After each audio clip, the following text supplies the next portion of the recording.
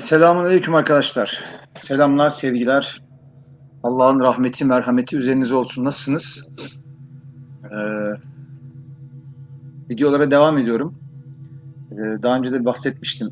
Geçen yaptığım tağut videosundan sonra bazı arkadaşlarla eski dostlarla, eski kardeşlerle görüştük. Kaç tane kardeşimle görüştük. Kafalarına takılan bazı meseleler olmuş. Onları zaten ara ara anlatmaya çalışıyorum. Bugün bu Kur'an-ı Kerim'deki Maide suresi de 47, 44, 47 ve 48. ayetler olması lazım. Kim Allah'ın indirdikleriyle hükmetmezse onlar kafirlerin ta kendileridir. Kim Allah'ın indirdikleriyle hükmetmezse onlar fasıkların ta kendileridir. Ve kim Allah'ın indirdikleriyle hükmetmezse onlar zalimlerin ta kendileridir tarzında.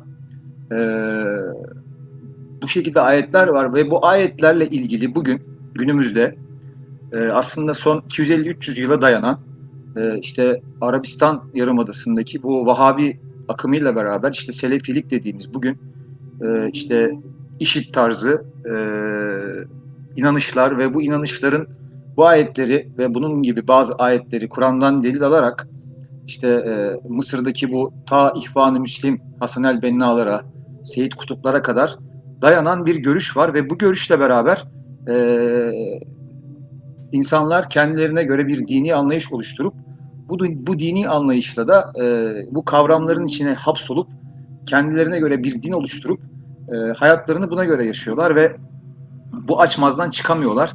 Bu ayetleri ben yanlış anladıklarını düşünüyorum. E, Bununla ilgili de buradan nacizane kendi anladığım fikirleri, kendi anladığım görüşü bununla ilgili kısaca bahsedip bu konuyu açıp bu kardeşlerimin zihinlerinde biraz olsun aydınlatıp onları biraz olsun düşünmeye sevk edebilirsek ne mutlu bize. Şimdi hüküm meselesi daha önce de anlatmıştık. Tağut kavramında konuştuğumuzda orada da bahsetmiştik. Şimdi hüküm nedir? Hüküm yargılamaktır arkadaşlar kısaca. Yani bir konuda hüküm vermek. İşte daha önce de dedim bu iyidir, bu kötüdür. E, Dediğiniz zaman siz herhangi bir kişiyle ya da olayla ilgili hüküm veriyorsunuz. Bu bizim anladığımız temel anlam. Ama Allah'ın sisteminde hüküm dediğimiz zaman işte e, burada Allah'ın kanunları ve sünnetullahı devreye giriyor. Şimdi bunu çok iyi anlamamız lazım. Şimdi bizler Allah'ın yarattığı bir evrende bir sistemin içinde yaşayan varlıklarız. Bu sistemin içine doğduk ve Allahu Teala'nın yarattığı kurallara tabiiz. Değil mi? Şimdi bu kuralları isterseniz kainat ayetlerinden okuyabilirsiniz, isterseniz Kur'an-ı Kerim'i açıp Kur'an'dan okuyabilirsiniz. Veya hiçbir şey okumadan zaten doğduğunuz düzende e, belli belli bir kural mekanizmasının içinde olduğunuzu zaten kendiniz de anlayıp farkına varabilirsiniz. Şimdi buradaki Allah'ın kanunlarından ben ne anlıyorum? Kısaca anlatacağım. İşte Allah-u Teala bu evreni yaratmış, bu dünyayı yaratmış, bir takım yasalara ve kanunlara tabi kılmış. Mesela çekim yasası diye bir yasa var değil mi? İşte yüksekten atladığınızda yer çekimine tabi olursunuz. Müslüman da olsanız, kafir de olsanız, inançlı da olsanız, inançsız da olsanız yere çakılırsınız. Ya da işte çekim yasası diye bir yasa var. İşte bugün kuantumla beraber bilim adamlarının araştırdığı işte elektronlar üzerine yaptıkları deneylerde her şeyin birbirine bağlı olduğu bir evrende işte dolanıklıkla birlikte her şeyin birbirine bağlı olduğu, dolanık olduğu, her şeyin birbirinden haberdar olduğu, hiçbir şeyin göründüğü gibi olmadığı ve aslında görünenin arkasında eşyanın hakikati olan muazzam bir farklı bir gerçeklik olduğunu bugün bilimle kabul ediyor. Zaten Kur'an bunu yıllardır anlatıyor. İşte hep bahsederiz işte Hadid suresi 3. ayetteki huvel evvelü vel ahiru vel zahiru vel batinu ve huvel külli şeyin alim. O öncesizdir, o sonrasızdır. E, O görünendir, o görünmeyendir. Hem görünendir hem görünmeyendir. O her şeyi bilmektedir. Yani Kur'an-ı Kerim okuduğunuz zaman işte iki kişiyseniz üçüncüsü Allah'tır, üç kişiyseniz dördüncüsü Allah'tır, dört kişiseniz beş gibi. Allah size şah damarınızdan yakındır. Her nerede olursanız olun o sizi görür ve sizinle birliktedir. Bunların hepsi Kur'an ayetleri. Şimdi biz bütün bunları bildiğimiz zaman işte hüküm konusuna, şimdi bugün hüküm konusunu insanlar nasıl algılıyorlar? Algılayan şimdi bu kafayı önce bir anlatalım. Şimdi Kur'an okuyorlar. İşte Nisa suresinde bazı ayetler var. Tağutla ilgili ayetleri okuyup işte bunu çok böyle hani basite indirgeyerek işte günümüzdeki mahkemelerin verdikleri hükümleri, hani oradaki hükmü buradaki mahkemelerin verdikleri, işte günümüzde insanların hayatlarını sürdürebilmeleri için düzenlenmiş yasaları, işte mesela Kur'an-ı Kerim'de bundan da bahsediliyor. Onların işte yönetim şekli şuradır diye Şura suresindeki ayetler var. Herkesin yolunu farklı kıldık. Her işte dileyen inansın, dileyen inkar etsin. İşte siz kendi nefsinizi temize çıkarmayın. Bunların hepsi Kur'an ayetleri arkadaşlar. Yani Kur'an'a e, bütün gözüyle baktığınız zaman, en baştan okuduğunuzda peygamberin hayatıyla beraber doğru kaynaklarla Kur'an'ı okuduğunuz zaman ee, bu daha net oturuyor. Ama şimdi günümüzde insanlar şunu yapıyorlar. Yani bunu ben de yaptım. Geçmişimde uzun yıllar bu kafalarda çok kaldım. Tabii bunu yaşamam gerekiyordu ki o dönemler çok hassas ve zor dönemlerdi benim için, ama elhamdülillah o dönemlerden bir şekilde Allah birilerini vesile etti. Çıktık, düşündük. Sonuçta bu bir yolculuk. Yani değişime açığız. Okudukça, öğrendikçe değişmek ve gelişmek zorundayız. Yani öyle olmazsa hakikate varamayız arkadaşlar. Şimdi konuyu fazla dağıtmadan hemen bu arkadaşların bu konudaki görüşleriyle beraber neden onun öyle olmadığını anlatıp konuyu bitireceğim. Şimdi dediğim gibi bugün Selefi akımların kitaplarını okursanız şu tarz şeyler görürsünüz. İşte günümüzdeki devletler kafirdir. İşte onlar Allah'ın hükümleriyle hükmetmezler. Onların mahkemeleri kafir mahkemelerdir. İşte dünyada kurulan, dünya üzerindeki mahkemeler, işte Laheyler, işte Birleşmiş Milletler, bu tarz kurumlar tağuti kurumlardır. E, Dolayısıyla Allah'ın hükümleriyle hükmetmezler. Onlar kafirdir. Onlara kafir demeyen de kafirdir. Onlara kafir demeyenlere kafir demeyen de kafirdir vesaire. Şimdi bunlar gerçek arkadaşlar. Bu anlattıklarım böyle hiç daha önce duymamış kişiler böyle eğer dinliyorsanız ne anlatıyorsun arkadaşım sen gibi şeyler olabilir, ama günümüzde bunları yaşayan insanlar var. Mesela bugün IŞİD diye bir kavram yaşadık değil mi? İşte e, tırnak içerisinde Allah'ın hükümleri olarak bazı hükümleri alıp bu hükümlerle insanlara zulmetti insanlar. İnsanları öldürdüler, katlettiler. Ve hala da bunlar işte Orta Doğu dediğimiz yerde ya da dünyanın çeşitli yerlerinde hala yaşanıyor. Hala günümüzde mesela Cübbeli Ahmet Hoca Efendi dediğimiz işte Zat-ı Muhterem geçenlerde bir ifade için emniyete çağrıldı. Bir açıklama yaptı Selefilerin silahlanmasıyla ilgili vesaire. Şimdi bugün bu Türkiye'nin bir gerçeği. Yani çünkü özellikle 28 Şubat'tan sonra işte o İmam Hatiplerin kapatılmasıyla beraber Türkiye'deki o dönem hatırlayanlar bilir. Muazzam bir böyle işte o Beyazıt'taki Cuma namazından sonra yapılan şeriat eylemleri vardı. Hatırlar mısınız bilmiyorum. İşte o dönem çok fazla bir meyil oldu bu şeylere. Yani sistem insanları baskıyla Selefi grupların kucağına itti arkadaşlar. Kısaca bu şekilde söyleyeyim. Ve bugün hala bu kafalarda yaşayan ve e, kendi gerçekliklerini, yani kendi hayatlarını gerçeklik zannedip bu hayatın içine hapsolmuş ve çıkamayan birçok kardeşlerimiz var. İnşallah onları yani dediğim gibi buradaki amacım benim hakikat budur. İşte bana gelin işte hayır bu değil. Anlattığım şeyler üzerine sadece biraz düşünüp kafa yormalarını istiyorum. Kim Allah'ın indirdikleriyle hükmetmezse kafirlerin ta kendileridir. Şimdi kafir ne demiştik? Kafir hakikati örten demiştik. Daha önce bunu anlatmıştık. Yani ortada bir hakikat var. Hani onların gözleri vardır görmezler. Kulakları vardır işitmezler. Kalpleri de mühürlüdür gerçeği görmezler. Bu ayetler Kur'an'da defalarca geçer. Şimdi şu an biz bir simülasyondayız. Bir oyun içerisindeyiz. Allahu Teala'nın kurduğu, kurallarını koyduğu bir sistemin içerisinde kendi gerçekliğimizi ve kendi tekamülümüzü tamamlamak için çalışıyoruz ve amacımız bu. Ee, Burada bunu yaparken biz e, yani bu arkadaşlar şunu yapıyorlar. Hakikati ve bütünü anlamak yerine, kendilerine dönmek yerine meseleyi dışarıda arayıp, işte dışarıda birilerini kafir ilan edip, dışarıda birilerini işte Allah'ın hükümleriyle hükmetmiyor deyip onları tağut ilan edip kendileri kendi gerçekliklerinin farkında olmadan böyle simülasyonun içerisinde işte hipnoz halde başlarında bir kişi o ne derse ona kul olmuş vaziyette. Mesela bir kardeşim bana şöyle demişti. Çok uzun yıllardır dostluk yapmıştık onunla. E, Mesela o zaman o dönemde ben vesile olmuştum. Allah'ın işi işte. Tabii bu uzun yıllar dostluktan sonra bu arkadaş bu cemaatin içerisinde bir gün şöyle bir sohbetimiz oldu. Dedi ki bana Emrah dedi biz seninle dostuz, işte kardeşiz, arkadaşız, birbirimize yakınız ama işte bizim başımızda bir adam var. O beni hiç tanımıyor mesela. O derse ki sen Emrah'la görüşmeyeceksin, ben Emrah seninle görüşmem.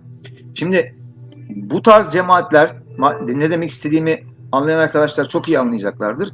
Kur'an-ı Kerim'de bir tane ayeti alıp Allah'a itaat edin, Resul'e itaat edin ve sizden olan emir sahiplerine itaat edin tarzında bir ayet var Kur'an-ı Kerim'de.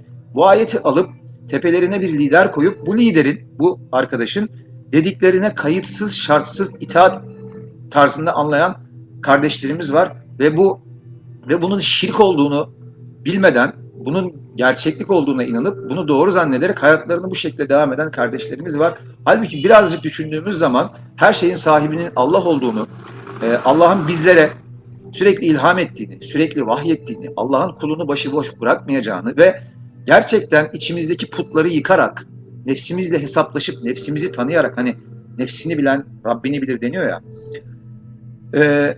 kendi kitabımızı okuyarak, mesela Muhammed Peygamber'e inen ilk ayet okuydu değil mi? Oku. Muhammed Peygamber neyi okudu? Kur'an-ı Kerim 23 sene tamamlandı değil mi? Neyi okudu Muhammed Peygamber? Ortada bir kitap yoktu. İşte hepimizin kendi gerçekliğimizi, kendi nefsimizi, kendi kainatımızı kendimizin okumamızı istiyor Allah-u Teala. Ve hepimizin parmak izini farklı yaratması, hepimizin beynini farklı yaratması, hepimizi birbirimizden farklı yaratması da aslında hakikatin ne kadar göreceli olduğunun, kişilerin insafına bırakılamayacağının, kişilerin içtihatlarının insafına bırakılamayacağının aslında en büyük kanıtı diye düşünüyorum arkadaşlar.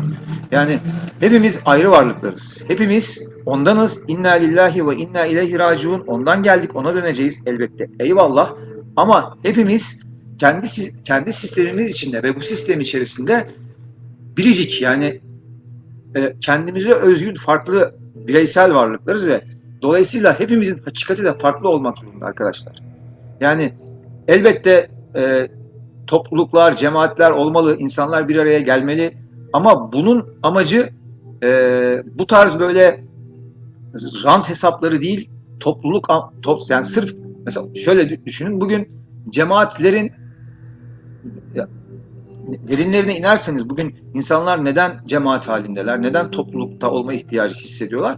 Bilimsel olarak bunlar çok açık arkadaşlar. Bunu araştırdığınız zaman bunun ta işte ilk dönemlerde işte daha Homo sapiens olmadan, insan olmadan önce mağaralarda işte vahşi hayvanlarla yaşayan atalarımızın veya işte buz devrinde hayatta kalmak için, hayatta kalabilmek için bir araya gelmek zorunda hisseden ve o dönemleri toplulukla, cemaatle bir arada aşan insanların genleriyle bize yaptıkları bu aktarımlarla biz bugün bunları yaşıyoruz. Sorgulamıyoruz ama.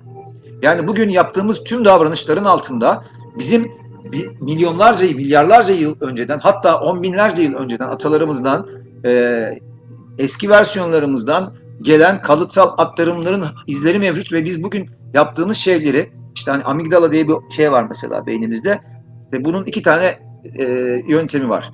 Kaç ya da savaş, bir ya da sıfır. Ama bir de frontal lob denen bir şey var işte. Buralara geldiğiniz zaman burada kuantum alanlara giriş yapıyorsun arkadaşlar. Yani hem var hem yok. Şimdi ben kulumun zannı üzereyim diyor ya Allah-u Teala. Bugün işte Füsus'tan okuduğumuz bir kısım vardı. Akılcılar diyor İbn Arabi bu arkadaşlar için. Çünkü akıl kendi kendini patlatmaktan başka bir işe yaramaz arkadaşlar. Siz hakikati akılla anlayamazsınız. Evet, bu yola akılla çıkılır ama daha sonra gönülle devam edilir. Sürekli akılda kalırsanız tamam, akletmez misiniz? Eyvallah. Yaradanı bulana kadar aklınızı kullanacaksınız ki Allah-u Teala bence insanlara aklı bu yüzden verdi. Muhakeme yeteneğini bu yüzden verdi.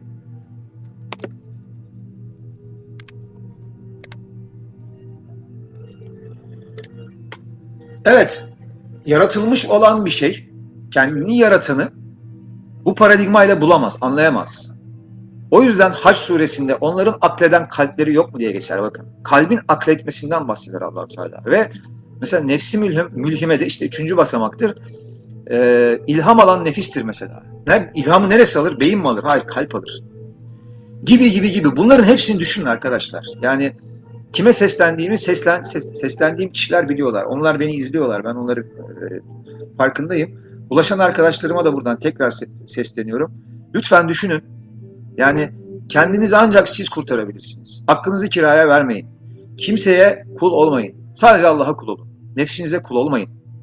Hepimizin içerisinde yazılımımız gereği Yaradanımızı, Rabbimizi bulabilecek potansiyeli Allah-u Teala DNA'mızı yüklemiş arkadaşlar. Bizi buraya başıboş göndermemiş ve zaten bizden de la yükellifullahu nefsen illa vus'aha. Bakara suresinin son ayetinde geçtiği gibi o kimseye gücünün yükleyemeyeceğini vermez. Şimdi şunu da anlıyorum. Mesela bu cemaatlerin içine doğan, annesinden babasından hakikati bu şekilde öğrenen ve bütün ömrü bu inancın içerisindeki insanlarla geçen bazı arkadaşlar, insanlar da var. Şimdi onlar bu kafalardan çıkamıyorlar kolay kolay.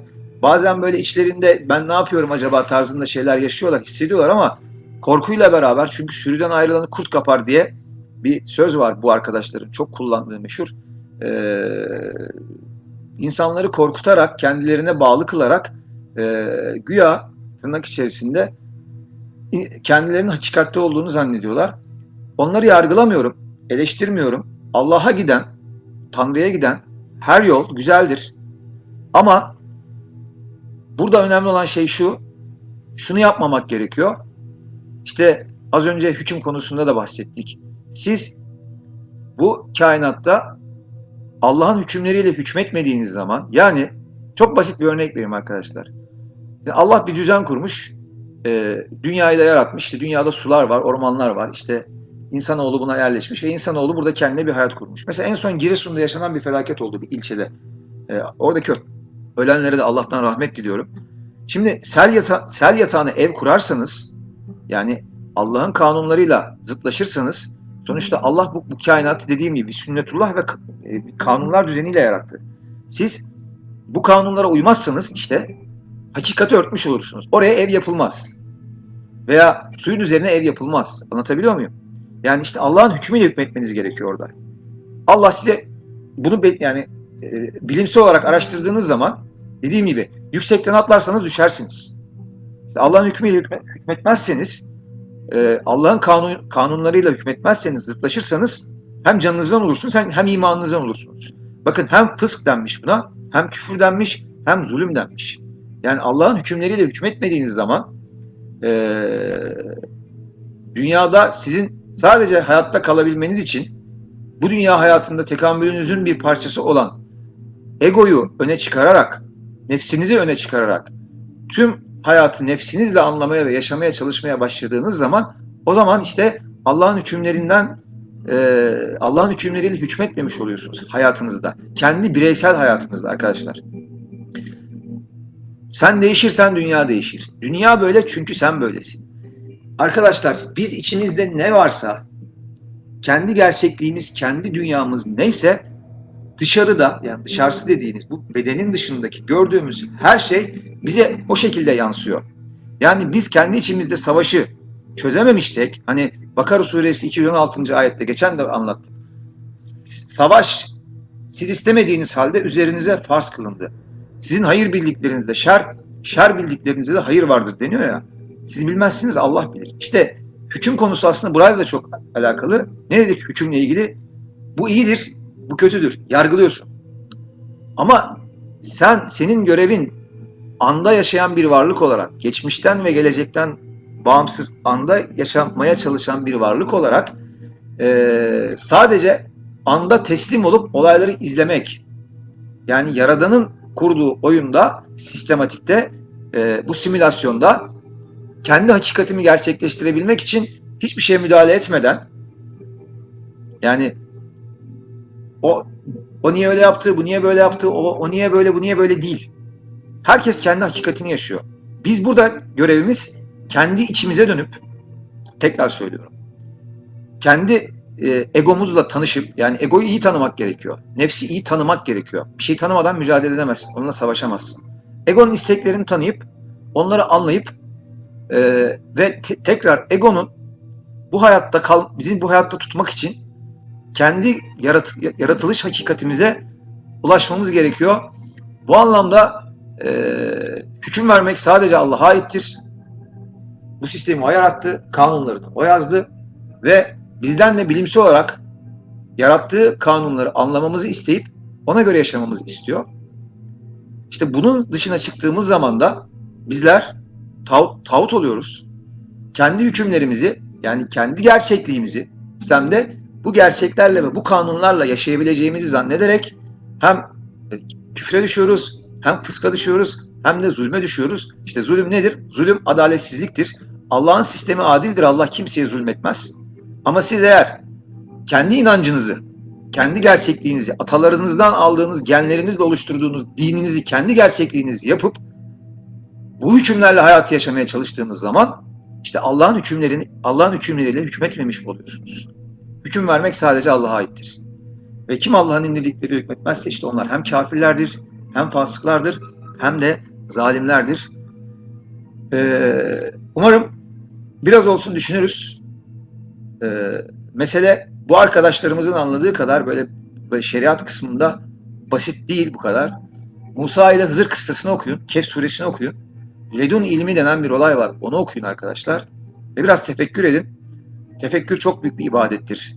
Ve sizi kendi gerçekliğinize, hani dedim ya, Allah akılla bulunur, eyvallah. Yani bilgiyle bulunur, bilimle bulunur ama artık onu bulduktan sonra bilgiye, ilme ihtiyacınız kalmaz. Çünkü kalbinizden hissederek yaşarsınız. Son şu şekilde bitireyim. Yine Kur'an-ı Kerim'de Cuma suresinde olması lazım. Bilgi eyvallah.